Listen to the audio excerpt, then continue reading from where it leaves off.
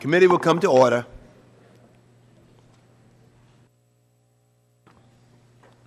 Today, we will be considering legislation to strengthen the oversight of stimulus spending and to increase the independence of the watchdogs at financial regulatory agencies. We also will consider the Federal Employees Paid Parental Leave Act, which provides 4 weeks of paid leave to new parents in the federal workforce. Lastly, we have several postal namings and resolutions to consider. Before we turn to our legislative business, I want to welcome 2 new members of our committee. Mike Quigley was recently elected to represent the 5th District of Illinois, which is located in Chicago. Congressman Quigley was formerly a Cook County Commissioner and focused on government reform and transparency issues. So he brings that expertise to our committee. And then we have Marcy Kaptur, who represents the 9th District of Ohio, is new to this committee, but let me tell you, she's not new to the United States Congress. In fact, we started out together back in 1983. We are fortunate to have Ms. Kaptur, and of course, we're adding her to the committee as well. And she also serves on appropriations, and of course, that's always good for us here, to have someone from appropriations on our committee. So we welcome both of you to our committee. I now call up HR. This first one. Okay.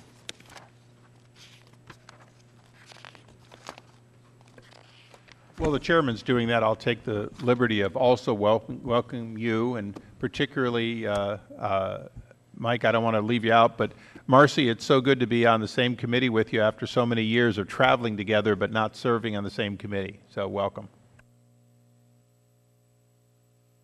In fact, I yield to both of you now, if you'd like to make a comment. I'll yield. Well, I really wanted Congressman Quigley to have the first few words here, but he insists that I go first. I think that's... He respects seniority.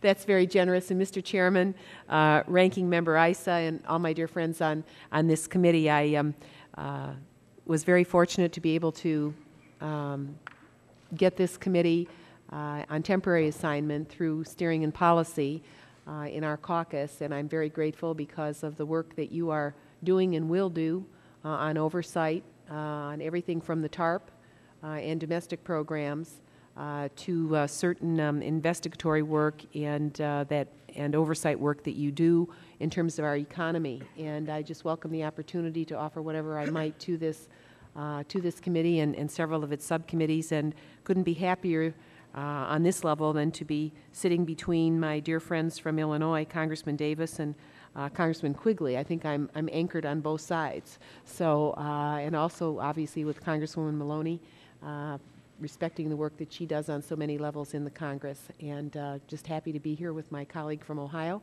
Mr. Driehaus and Mr. Welch, and I know how able they are. So we look forward to supporting you, Mr. Chairman, in your great efforts this Congress. Thank you. Delighted to have you. Congressman Quigley. Thank you, Mr. Chairman, Ranking Member, members of the committee, and everyone here. It is an absolute honor to be here and working with you. It's just by way of introduction. Our door is always open. We're willing to help anyone and everyone. We just hope to bring the spirit of what we were trying to do in Chicago and Cook County on reform here, and we'd like to do the best we can. If there's anything we can do, please let us know. And our office is where Rahm's office was. I was told it's haunted, but we're in a great location. Thanks so much. Thank you very much, and delighted to have both of you to join the committee. Now we call up H.R. 626, the Federal Employees Paid Leave Act of 2009. The bill provides 4 work weeks of paid leave to new mothers and fathers in the federal government.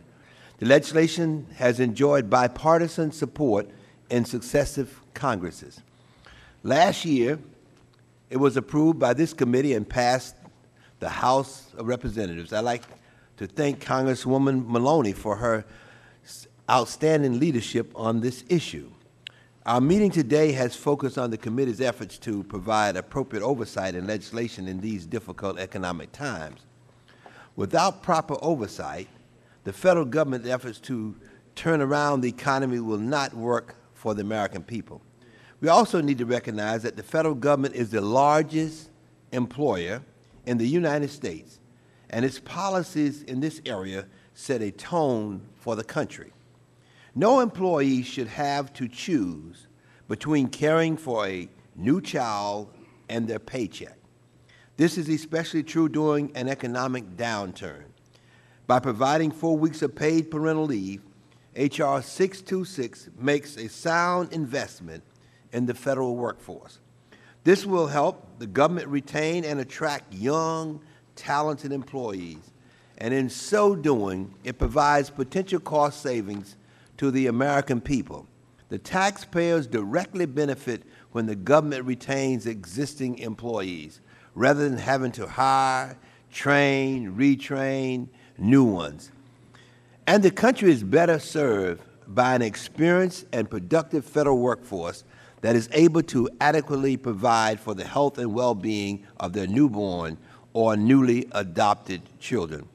I do believe that H.R. 626 complements the committee's ongoing efforts to prescribe appropriate policies to deal with the economic crisis. I am pleased we are considering it today, and I urge all members to join me in supporting this bill. At this time, I yield to the ranking member, Mr. Issa of California. Thank you, Mr. Chairman.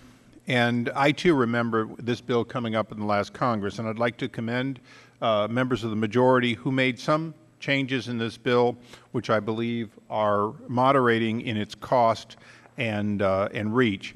However, I continue to oppose the bill for a number of reasons. First of all, this bill continues to include foster children who could be adopted on an annual basis. Literally, as I read the bill, you could still have one adoption or one foster child per year, resulting in every year you get a new foster child. Every year, if a husband and wife, if they're both federal workers, would take 4 weeks off with pay because they had simply taken a new foster child. Although I approve and support people taking in foster children, the question is that a reasonable limitation on this bill? Having said that, there were some differences between the last bill that were favorable. I do not expect to vote for this bill, but for a new reason.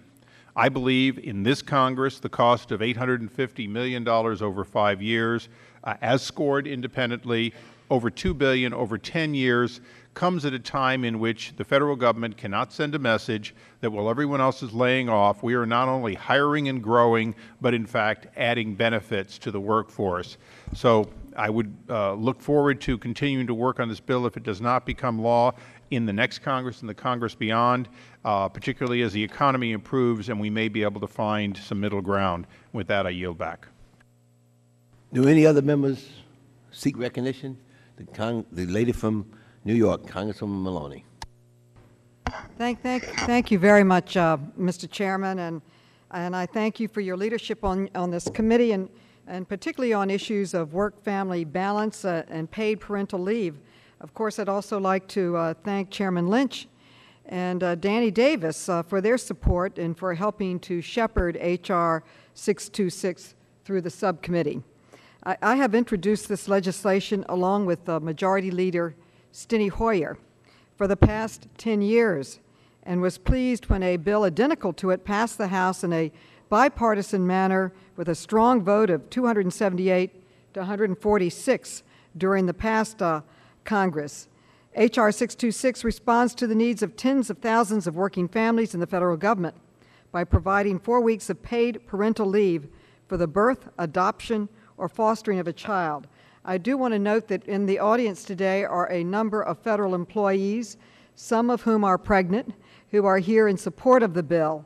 And I would also like to place in the record letters from the National Federation of Independent Business in support of the bill. Without objection. The National Treasury Employees Union, the National Partnership for Women and Families, American Federation of Government Employees, National Active and Retired Federal Employees Association, and the Federally Employed Women. All of these letters Without a paid leave, instead of celebrating the birth of a child, many of these families are forced to choose between a paycheck and caring for the newborn, a choice no one should have to make. In 1993, the very first bill that I voted on was the Family and Medical Leave Act. I had had a child while I worked for the state government and was terrified that I'd be fired. I was told, you leave and you don't come back if you have a child. Well, fortunately, things have happened since then. But this landmark legislation was really critical in the impact on people's lives. I hear it from many people that they were able to take care of a sick parent or a birth of a new child without the fear of being fired. But many people cannot take family and medical leave because they can't afford to. They need their paycheck. And I must note that although there is a lot of rhetoric in the House of Representatives about work-family balance, there has been no other additional legislation that has been passed in the Congress to balance work and family since the Family and Medical Leave Act 16 years ago. Even as the American family has changed dramatically, most families, both the man and the woman, have to work. Women contribute at least a third of the family income, and in many cases are the sole person providing for the family. And you need both salaries in order to get by. Even before the economic crisis, millions of dual-earner couples were struggling to stay afloat on two incomes. Now, with massive job losses, many of these families are scrambling to pay the bills on just one income. Without paid leave, the birth of a child means that many working families are left with no income at all.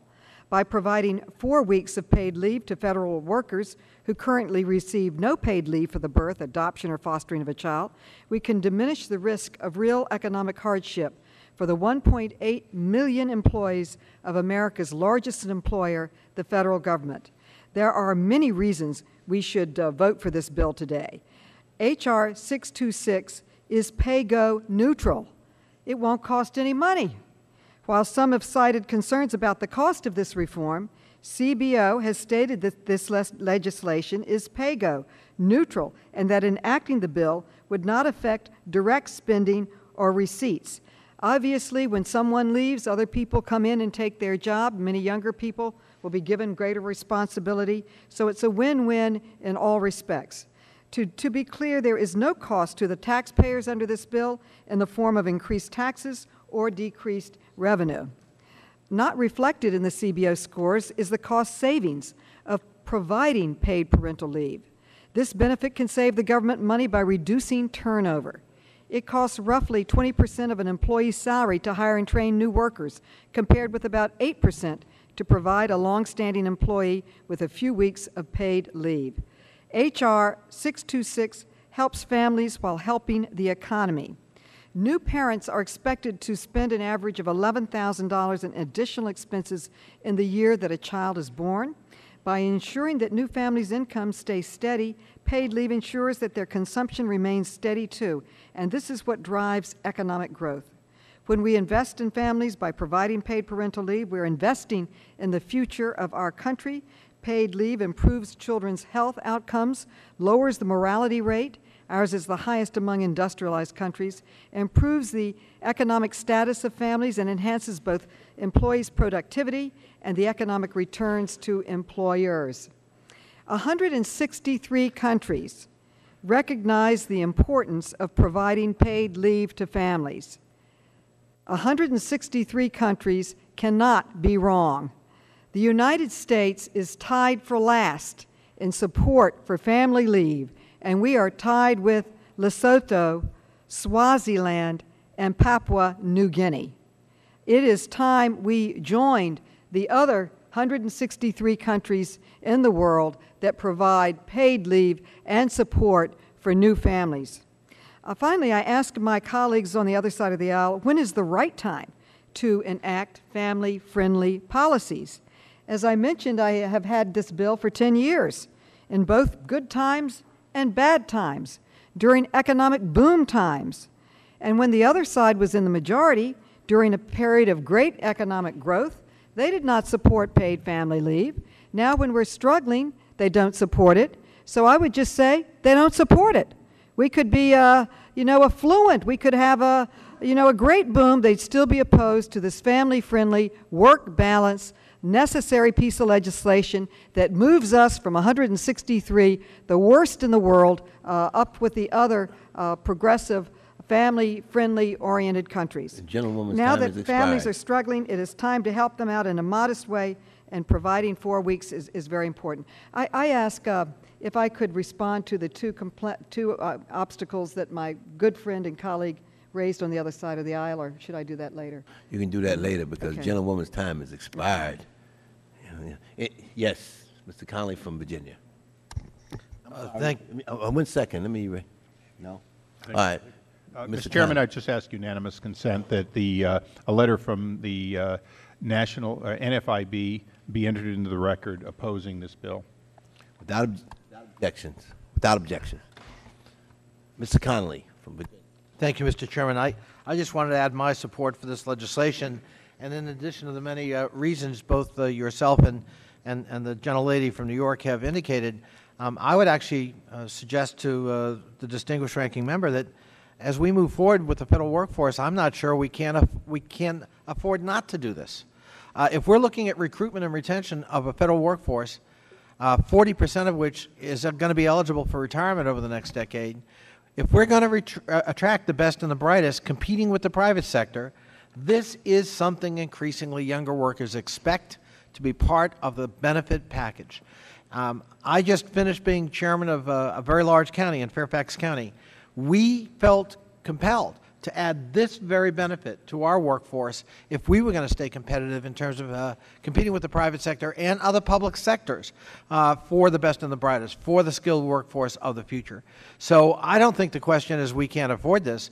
I think the real question is, can we afford not to do this as we look to the personnel requirements of the federal workforce of the future? I yield back my time. Thank you, Mr. Chairman. Thank you, gentleman from Virginia. Anyone else seeking recognition? Mr. Davis.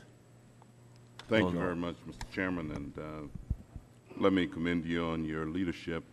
But I also want to commend and congratulate Representative Maloney. You know, 10 years is a long period of time, and it's actually more than 10 now. But to have the staying power to pursue legislative enactment over that period of time is an indication of its importance. So, Representative Maloney, I've always been told that the race is not won by the swiftest or the strong, but she who endureth until the end. And so you have endured, and we are faced with passage. I was pleased to hear the ranking member, distinguished ranking member from California, raise the issue of foster care. May happens to be Foster Care Month, National Foster Care Month. And I believe that the greatness of a society can be measured by how well it treats its young, how well it treats its old, and how well it looks after those who have difficulty caring for themselves.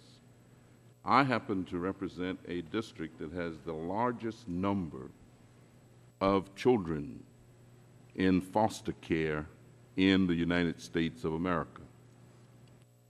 34% of the children who live in my congressional district live with someone other than their natural parents. And I would be delighted if federal workers or any other workers were adopting one of these children every year. As a matter of fact, I'd give them a Medal of Honor if every year they found that they could adopt another child, because there is a tremendous need for children to be adopted. But when I look at the group of individuals who have come this afternoon to indicate support for the legislation, they really represent the faces of the future, the faces of America. Many of them will be rearing children, and the quality of life for these children will actually determine the future direction of our country. And so I am in strong support of this legislation, urge that we move ahead, because if not now, then when? If not us, then who? It's a great piece of legislation. It's great for those who work for the federal government. It's great for the country because you quite frankly cannot lead where you don't go. And if our federal government is to demonstrate the leadership for others to follow, then this is a tremendous example to begin with. Again, I commend you, Representative Maloney, urge passage of this legislation, and yield back the balance of my time. Recognize the gentlewoman from D.C., Ms. Norton. Thank you, Mr. Chairman, and I think that parents and those who want to be parents all over the United States are going to be indebted to Mr. Maloney for hanging in there. We are a two-parent workforce, and yet the society has given almost no recognition of that fact. We went some long way when we enacted unpaid family leave. We congratulated ourselves, but I think Mr. Maloney and others have looked at who that has benefited. It has benefited women who were married and who continue to have an income.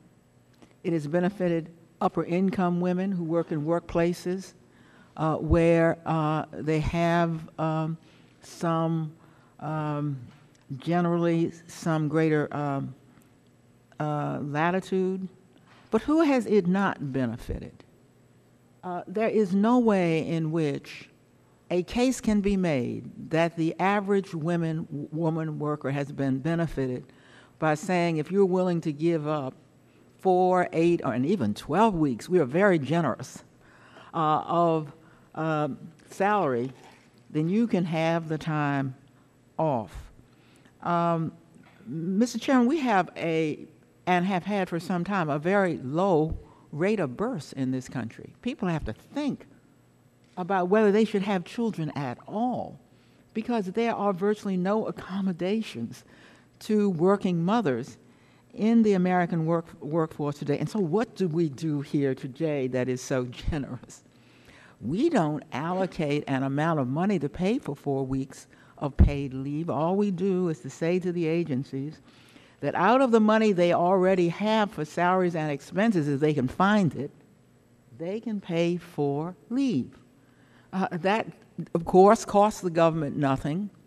Agencies that decide that the workforce is very valuable to them and who have the funds now have a way to, in fact, recognize these women and keep these women. Above all, Mr. Chairman, what we do here is to lead by example.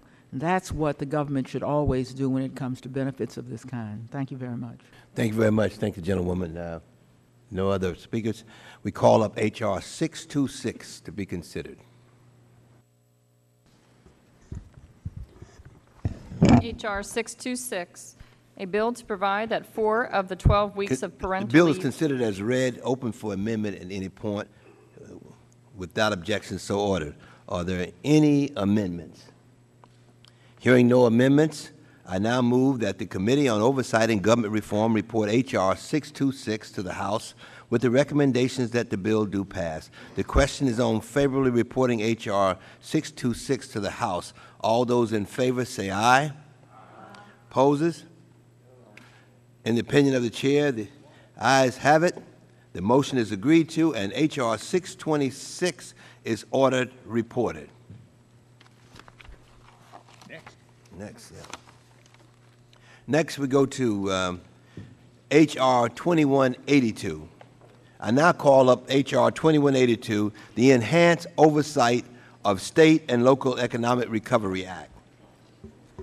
H.R. 2182, a bill to amend the American Recovery and Reinvestment Act of 2009 to provide for... Let the bill be considered as read.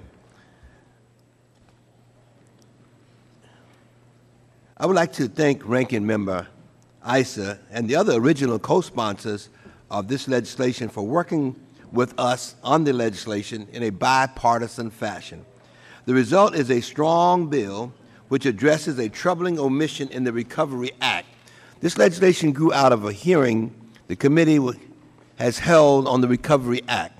Many state and local auditors and others responsible for overseeing spending of stimulus dollars have pointed out to us that in these troubled economic times, they are under tremendous pressure to conduct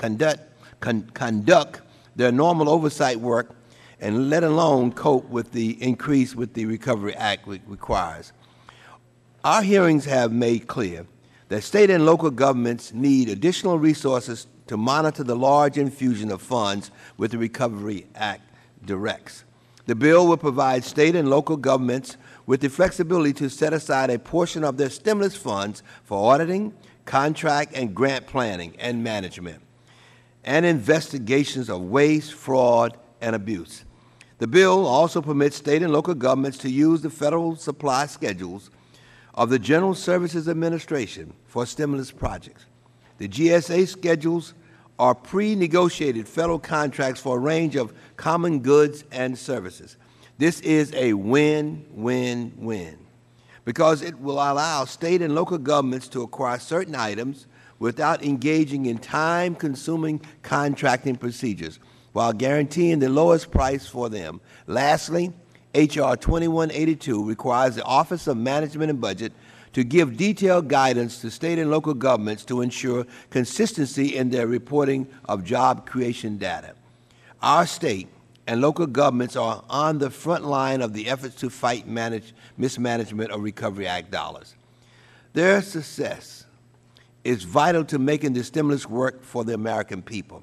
I want to again thank the ranking member, Congressman Issa of California, as well as Representative Kucinich and Platts and Welch and Conley for all working with me on this bill. I should note that the legislation incorporates part of H.R. 1911, which was introduced by Representative Conley. This is a strong bill that I urge members to support. I urge all members to support it, and I yield to the ranking member for his comments at this time. Congressman Issa. Thank you, Mr. Chairman, and thank you for the fact that this comes today as a completely bipartisan piece of legislation and one that grew out of our experiences in your hometown of Brooklyn. I think, as often happens in Congress, we hurry to do important work and we leave something out. This committee has a solemn obligation to look for what we left out, and in this case, providing state and local governments with the specifically required funds for them to oversee this vast amount of money is essential. As the Chairman knows, in hearings here, we have been told that 5% waste or misspending of money is typical in any piece of legislation leaving here. In this case, the likelihood is, without very strong oversight, it would be even greater. In other words, Mr. Chairman, the expenditure of less than $4 billion to oversee these funds properly is likely to save us anywhere from $40 to $80 billion in waste, fraud, and misuse. Mr. Chairman, this bill will allow state and local governments to use a small portion of the funds awarded under the Recovery Act for auditing and investigations of waste, fraud, and abuse. I think my colleagues share with me on a unanimous basis the view that these funds going directly to auditing and investigations and not substitute for any other overhead are an appropriate direction and a perfecting of the earlier legislation. Finally, I hope this bill will put to an end any question about whether or not this committee's most vital function, which is looking at legislation before, during, and after the fact, will continue to be a bipartisan effort in order to prevent a waste of precious federal dollars. I urge all of my colleagues to support this legislation. Mr. Chairman, I ask unanimous consent to have letters in support of this legislation be included in the record. Without objection. Thank you, Mr. Chairman. I yield back. Yeah. Any other members seek to be recognized? Congressman Conley from Virginia. Thank you, Mr. Chairman. I just want to thank you for your leadership and for your gracious remarks. This is how the process is supposed to work. We had a hearing. We uncovered a problem. Mr. Devaney, who heads up the RAT and is a distinguished IG, indicated to us that it was perhaps an oversight in the original legislation not permitting federal agencies and state governments, who, after all, are charged with oversight and implementation of the Recovery and Reinvestment Act funds, to have the same prerogatives federal programs were allowed in the legislation. So we're fixing that oversight. identified by this committee in our own hearing process. And again, Mr. Chairman, I'm delighted to join with you and the ranking member and others as an original co-sponsor of this legislation. And I really think it's going to make a difference, as the ranking member just indicated, in actually saving money and making us more efficient, more transparent, and more accountable in the implementation of the Recovery and Reinvestment Act. And again, I thank you, Mr. Chairman, for your leadership. Thank you, gentlemen, for his kind words. Thank you. Anybody else seeking to be recognized? Yes, Congresswoman Norton. Mr. Chairman, I think this is an important bill, and I certainly hope the states take advantage of the bill.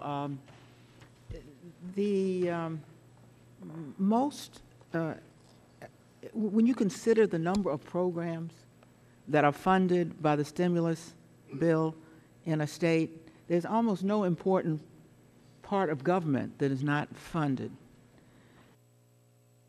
When you add to that the need to quickly spend this money and the overwhelming need for the money, the chances of fraud, waste, and abuse grow beyond anything that might have occurred in the ordinary course of business, so that without some enhanced funding, I don't know how we can expect everything to come out fine.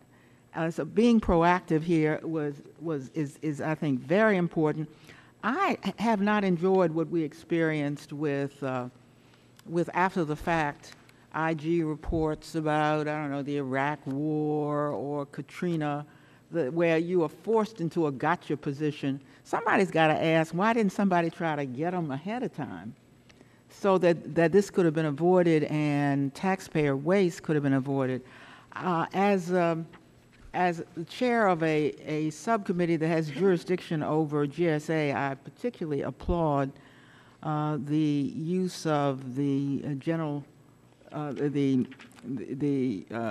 schedule as a very efficient and low cost relative to the costs in the general marketplace to get goods and services to the states now as well as to the federal government. So thank you both for this, and I thank the ranking member for his initiative as well. Thank you very much. I thank the gentlewoman from Washington, D.C. Gentlewoman from California. Thank you, Mr. Chairman, for allowing me to speak in support of H.R. 2182, the Enhanced Oversight of State and Local Economic Recovery Act. This legislation will provide critical assistance to state and local governments in their planning and oversight of the use of Recovery Act funds. The responsibility associated with the Recovery Act to revitalize the American economy while assisting those most affected by the recession will largely be borne by the state and local actors responsible for vetting projects and distributing these funds. As a result, the assistance this bill offers to state and local governments for costs associated with auditing, contract, and grant planning and investigations of waste, fraud, and abuse is crucial to ensuring the success of the Recovery Act. So, Mr. Chairman, I'd like to thank you and Ranking Member Issa for introducing this important legislation. I urge all to support this. Thank you, and I give back my time. Thank you very much. Yield to the gentleman from Florida, Mr. Micah. Well, thank you, Mr. Chairman, and I want to, first of all, say how much I appreciate you and our ranking member, Mr. Issa, working together and trying to make certain that we do protect incredible amounts of taxpayers' funds that we spent in a hurry, that we're trying to expend in a hurry, and that we don't want to see wasted in a hurry. This is a good common sense proposal.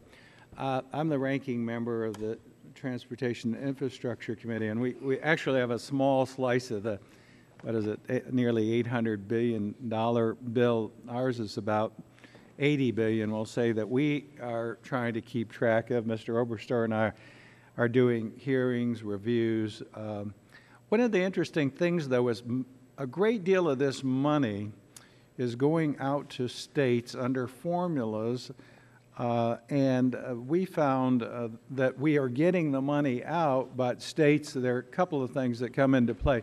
States have confusion about how they can disperse the money because of federal regs or red tape we've set up, which is one issue. And then where they are getting it out, we've already seen the need to conduct good audit and oversight. Now, you do have us sort of auditing, giving a huge bulk amounts of dollars to these entities, but they're dispersing it, and we don't have the oversight at the next level, nor do we have sometimes the dispersal at the next level that we may have intended or required. So this, I think, would be tremendously helpful, taking a small amount of money, because they are also being asked to handle huge amounts of money and using it for very good purposes, which is to conduct audits and oversight. So once again, Mr. Towns, you stepped up to the plate in a good bipartisan manner, and I think the taxpayers will be rewarded by your efforts. Pleased to speak in favor of your work and Mr. Isa's work, and yield back. Thank you very much. I thank the gentleman for his kind words. Any other members seeking to be recognized? Yes, Mr. Welch. Thank you, Mr. Chairman. Two things. One, I just want to agree with Mr. Micah. You know, it's kind of the weather's changed or something. We've got two members, the chairman and the ranking member, united in the goal of making this committee do something effective for the American people. Obviously, there'll be times when we disagree about conclusions, but what's just tremendous is to see the unity of purpose. So I want to thank you, and I want to thank Mr. Isa for tremendous work, and join Mr. Micah in that observation.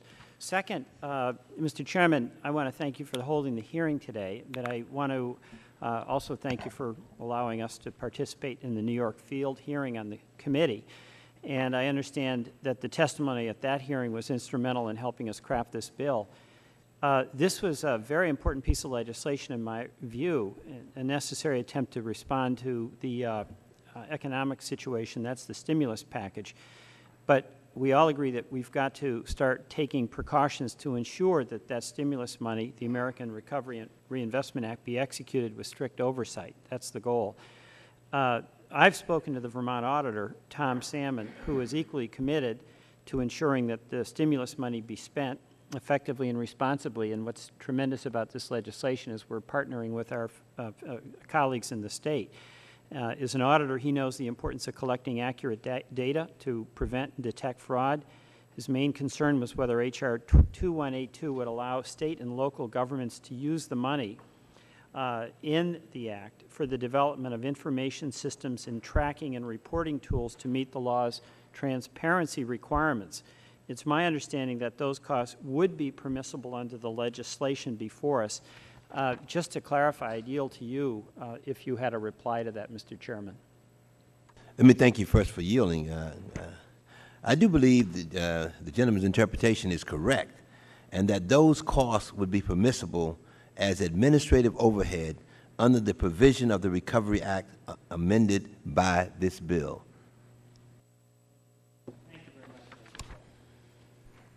Thank you very much. Any other members seeking recognition? I ask that we call up H.R. 2182.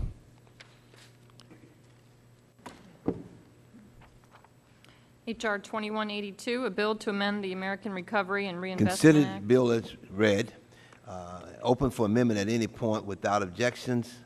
So ordered. Are there any amendments? Hearing no amendments, I now move that the Committee on Oversight and Government Reform report H.R. 2182 to the House with the recommendations that the bill do pass. The question is on favorably reporting H.R. 2182 to the House. All those in favor, let it be known by saying aye. Aye. All opposed? In the opinion of the Chair, the ayes have it. The motion is agreed to, and H.R. 2182 is ordered reported. The next order of business is H.R. 885, the Improved Financial and Commodity Markets Oversight and Accountability Act. This bill, introduced by Representative John Larson of Connecticut, would enhance the independence of inspector generals at key financial regulatory agencies. Right now, we have an inconsistent system where some agencies like the FDIC have an inspector general appointed by the President and confirmed by the Senate, while other large and important agencies like the SEC have an inspector general who is appointed by and reports to the head of the agency they are supposed to be investigating. This bill would create a more consistent and independent structure by the elevating inspector generals to 5 financial regulatory agencies to be presidentially appointed and Senate confirmed. This will enhance their independence from the agencies they are overseeing. Ms. Watson held a hearing on this bill in the subcommittee on government management, where it had the support of GAO and good government groups. The agency's IGs made some suggestions on improving the bill, which we have incorporated in the manager's amendment that I will offer.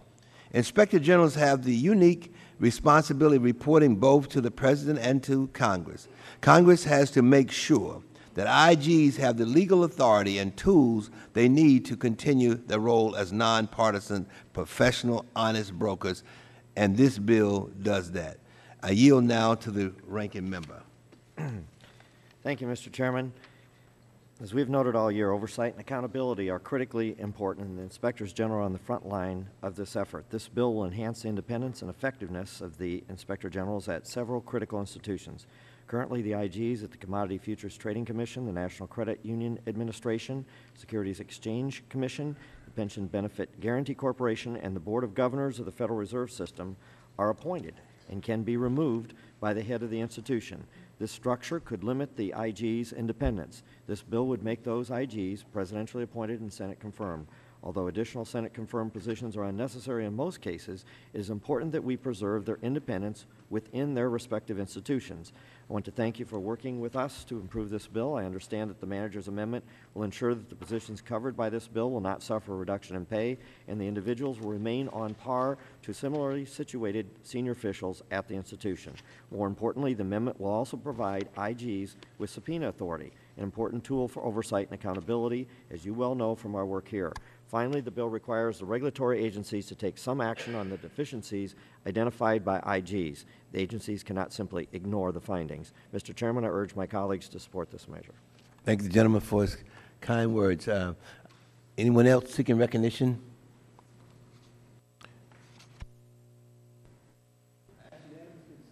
Ask unanimous consent that H.R. 885 be considered as read and open for amendments at any point. Without objection, so order. I have a manager's amendment at the desk. The clerk will designate the amendment. Amendment in the nature of a substitute to H.R. 885, offered by Mr. Towns of New York. Without objection, the amendment is considered as read. And I recognize myself for 5 minutes. This amendment fixes some of the issues identified at the hearing on the bill. It ensures the career executives who become inspector generals at these agencies do not have their pay cut if they are appointed by the President, and that employees in these offices continue under existing personnel authorities. It also adds authority to subpoena testimony from contractors, grantees, and persons regulated by the agency in the course of an investigation. Currently, the IG can interview employees and review agency documents and subpoena documents from outside parties, but cannot interview outside persons doing business with the agency. And it requires agency heads to implement IG recommendations or explain to Congress why they are not doing so. This follows up on the report we issued in January finding more than 13,000 IG recommendations that had not been implemented at federal agencies.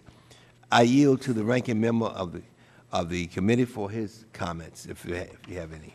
Thank you. I addressed most of them in my opening statement, but once again, I want to thank you for the pay and particularly for the subpoena power and the implementation, because we've seen this. It takes about 1 year in the committee to realize it's essential. Thank you very much. Thank you, gentleman from Indiana. Any other comments? Mr. Chairman. Be delighted to yield to the gentlewoman from Washington. I This presages a bill that had nothing to do with the Recovery Act, which I was going to introduce this year, because as a result of what we went through last year with the GAO, I discovered, much to my chagrin, frankly, that there were agencies where the IG was not appointed by the president, but that you could appoint your own IG.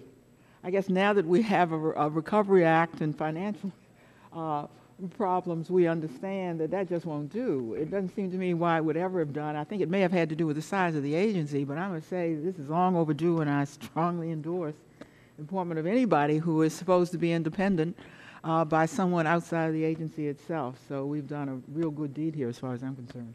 Thank you, gentlemen, for comments. You're right. There's been some serious problems because you have a situation where the director was responsible for the inspector general, and if they started inspecting the wrong thing, they cut the budget. It happened. Yes. The question is on adopting the town's amendment. All those in favor say aye. Aye. All opposed say no. In the opinion of the chair, the ayes have it, and the amendment is agreed to. Are there any further amendments? Hearing no amendments, I now move that the Committee on Oversight and Government Reform report H.R. 885 to the House with the recommendation that the bill do pass. The question is on favorably reporting H.R. 885 to the House. All those in favor say aye. Aye. All opposed say no. In the opinion of the chair, the ayes have it. The motion is agreed to, and H.R. 885 is ordered reported.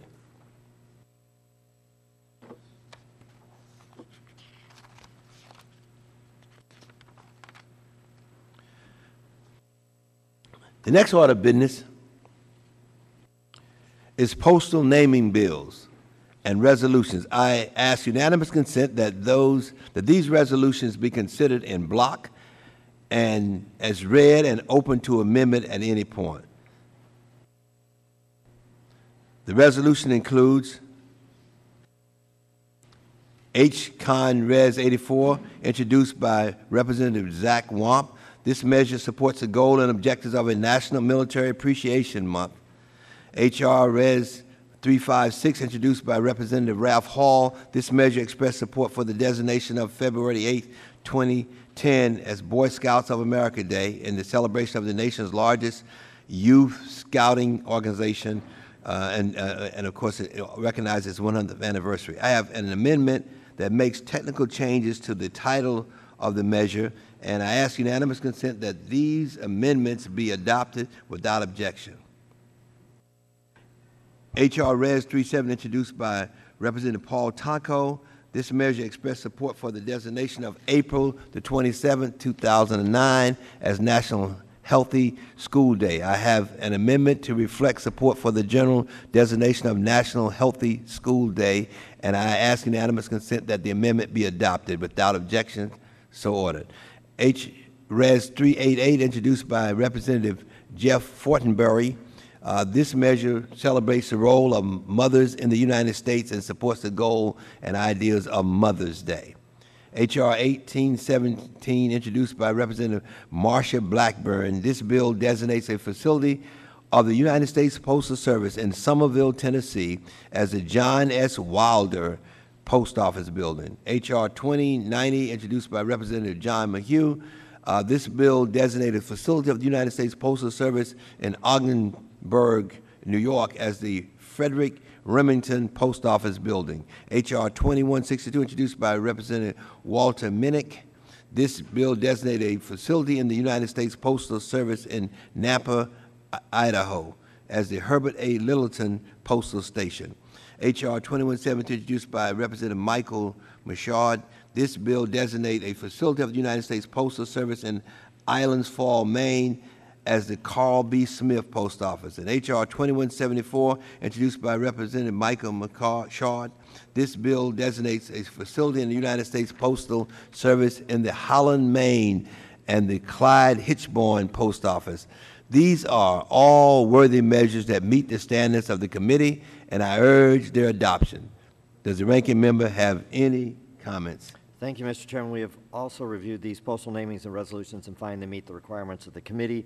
It's not very often you get to vote to appreciate the military, Boy Scouts, moms, and healthy schools at the same time. I only missed apple pie in that. I thank you for your work. Thank you. Any other comments? Okay. I ask unanimous consent that the measure previously described be reported favorably by the committee without objections. It is ordered. This concludes our business of today. I ask unanimous consent that the staff be authorized to make technical and conforming changes to all matters reported without objections. So ordered. The committee now stands adjourned.